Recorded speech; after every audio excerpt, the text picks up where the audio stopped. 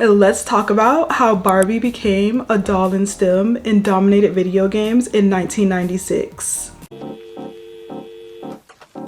Alright you guys, of course today we are talking about the icon, the legend Barbie. We're talking about Barbie more so in the video game lens, how Barbie fashion designer became one of the most highest selling games in 1996, beating out Quake and Doom during that year. I feel like Barbie fashion designer is the beginning of dress up games as we know it, and I just want to talk a bit more about like its creation and just its impact it's had on like its audience. But first, before I get started, my name is Delaney. I love talking about video games. I'm over here chilling in this corner of the internet. I've been doing more like video essay things, kind of delving like more into like nostalgia. If you want to hang out in this corner of the internet, like and subscribe, and thank you so much to the channel members supporting the channel as well. Let's start with the facts of Barbie. First off, Barbie fashion designer came out in 1996. It sold over 1 million copies on its release. It is one of the best-selling games in 1996 and actually was very prominent with like girls games as we know it today. And this was during a time when games weren't really marketed to girls, mostly video games are marketed mostly to boys. So this is actually such a very huge milestone considering the time that it released in. I do want to talk about like some of the history behind Barbie. The conception of Barbie fashion designer was a rocky one, and there's just so much interesting things about like its creation and just how it impacted the industry as a whole. The game idea came from a little girl named E.J. Rifkin, and she was a girl who loved playing with dolls but also loved computers, and she decided to go to her dad, a computer programmer named Andy Rifkin, the idea of creating clothes for her Barbies through printing them out from the computer. Andy decided to work on this project with his daughter because he thought that it was interesting. Also, it was something for them both to work on. EJ did create her own dolls already through like paper doll methods. Just as a side fact, paper dolls has been big concept in the past, like from the 50s. It was super popularized where paper dolls were used as like a very cheap way of being able to play with your dolls, especially during like the Great Depression. This is not like a new idea, but I think what's really interesting is the idea of having it be programmed with the computer. Andy decided to go to Mattel to give them this idea of doing the Barbie fashion designer. Mattel was not very receptive to this idea and actually rejected him several times, and it took a lot of stubbornness and a lot of him going back to Mattel to get this idea pushed through. After this, he was partnered with Nancy S. Martin, who was the lead software development director at Mattel. From there, they started to conceptualize the Barbie fashion designer that we know today. This project was kept secret by Mattel because they didn't really have a lot of faith in producing computer games, mostly because Mattel did invest in their own type of gaming system called Intellivision, which was like mostly what sports related, and it was in competition with like Akari. After it became a little bit too expensive to produce more Intellivisions, they kind of shut down that program and fired a lot of the developers for that region of the electronics. So Mattel did not really have a lot of faith when it came into like creating a computer game for Barbie. They didn't really expect it to go anywhere. They kind of were given this project and was kind of like, okay, do something with it and figure out like see what happens. Because Mattel's faith was very shaky in creating Barbie fashion designer, they actually partnered with Digital Domain. Digital Domain is a special effects company. They're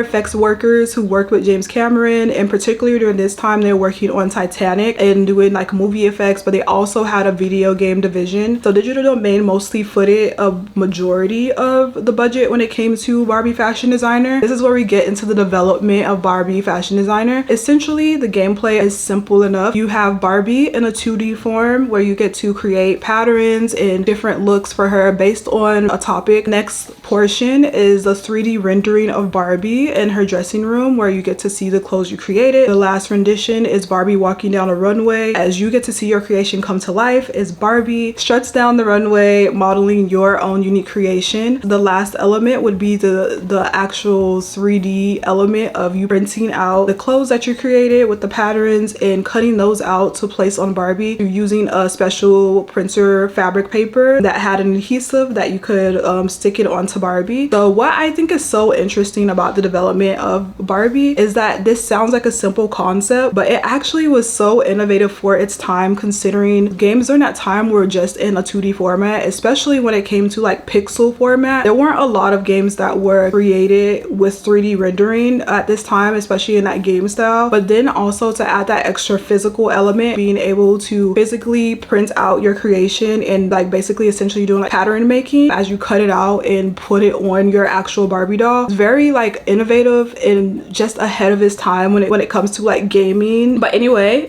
we're going to get more into the development. So it all sounds simple enough, but it actually wasn't as simple, and the team worked long hours towards the end of the deadline of Barbie Fashion Designer. The team worked 100-hour weeks, a lot of technical difficulties when it came to rendering Barbie in 3D and also being able to print out her outfits. First obstacle was the rendering of Barbie in 3D, which was like specifically to Digital Domain and their programming teams. They had to essentially create a 3D rendering program that's specific to Barbie. The rendering program had to capture the lighting, had to make the clothes fall in a way where it looked realistic, but also gave Barbie that same doll-like quality that she has. They actually used motion capture for Barbie's strut down the runway from a real runway model, but they also had to think about the different types of creations that the player would create in the program, from sleeves to tops to the sneakers and high heels and all of these things in between. They actually did a workflow assembly line where they created all these different creations, and then at the end of doing all of that 3D rendering, they had issues with the loading time of 20 minutes being like the highest loading time between like getting Barbie from dressing room to runway. And so they even had to hire special programmers from Digital Domain to be able to cut down on that loading time. The data of the programming was so large that it would take up a lot of time to like load in between the programs. At the end of the conception of like the rendering, 2D to 3D rendering and everything on the computer, they also had to think about the physical standpoint, which was brought down to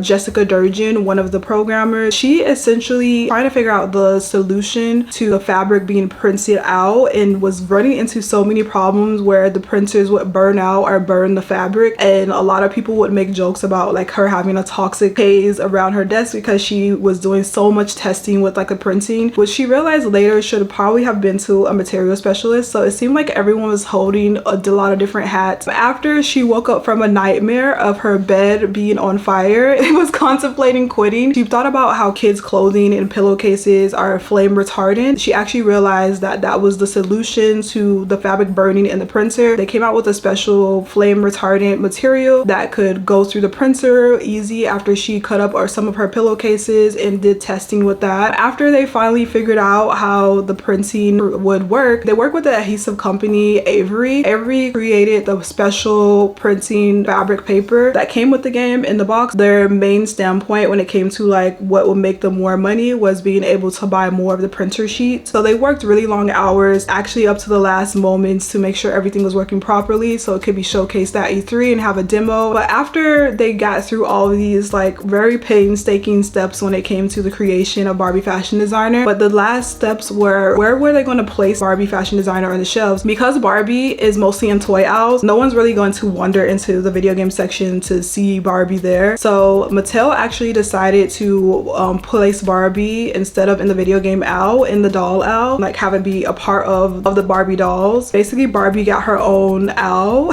to be able to sell as a video game, and I think that's really interesting. After Barbie released, Barbie actually went on to sell over 500,000 copies right before Christmas. Barbie Fashion Designer has sold over 1 million copies afterwards. It recently, actually in 2023, was inducted into the Video Game Hall of Fame. So I think that the impact of Barbie Fashion Designer is really what led us to all the different like dress up games that we've gotten in the West specifically. They did come out with a sequel to Barbie Fashion Designer. Barbie Fashion Designer was criticized as being a very stereotypical game to market to girls, but despite this controversy, I think that Barbie Fashion Designer was very impactful to a lot of little girls, especially when it comes to like getting into computer games. Like the innovation of Barbie Fashion Designer being able to create an outfit for Barbie on the computer and then being able to see that conceptualized in real life, where you're able to actually create and form it on Barbie. One of the most creative ways of a gameplay for a video game, but also is something that I haven't even seen done even now when it comes to video games. So it was just so ahead of its time when it comes to like the conceptualization of like dress up games. And I just think it's so interesting how, though there was so much like ups and downs with the creation of Barbie fashion designer, some of the devs said that a lot of women who went into fields of STEM and computer programming thank Barbie fashion designer for getting them interested in the computer. Barbie fashion designer is so impactful when it comes to like girl games and the girl games movement, because I feel like without Barbie fashion designer we wouldn't have gotten all of the girly pop games or like the shovelware that I've talked about before. You guys let me know down below if you got to play Barbie fashion designer growing up, or what is your favorite Barbie game. And thank you so much for watching. I'll see you guys in the next video and have a wonderful day as always. Bye.